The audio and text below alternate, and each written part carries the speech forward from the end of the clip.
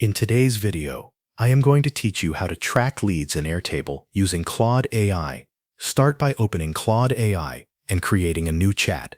Once the chat is ready, paste in a prompt that asks Claude to build a lead tracking system directly in Airtable using the integration. The prompt should tell Claude to create a leads table with fields for lead name, company, email, phone, source, status, owner, notes, and dates. It should also ask for basic pipeline stages and a tracking workflow so the system is fully set up and ready to use. After submitting the prompt, give Claude a moment to generate the setup. When that is done, open Airtable and go to your workspace.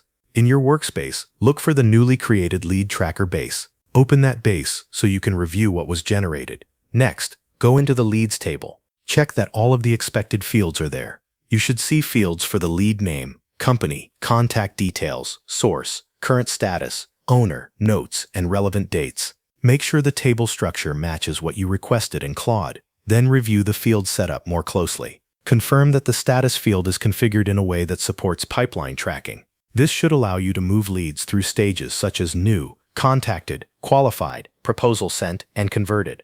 Also verify that the source field is ready to categorize where each lead came from. Check that the owner field can be used to assign responsibility, and make sure the date fields are available for tracking follow-ups and progress over time. Once the setup looks correct, begin adding your leads. Enter the lead details into the table and assign each lead to the appropriate owner. Add notes where needed so the record stays useful and complete. This will help your team keep all lead information in one organized place. As leads move forward, update the status field to reflect each stage of the pipeline. This keeps the tracker current and makes it easier to see which leads are active, which ones need attention, and which ones have already converted.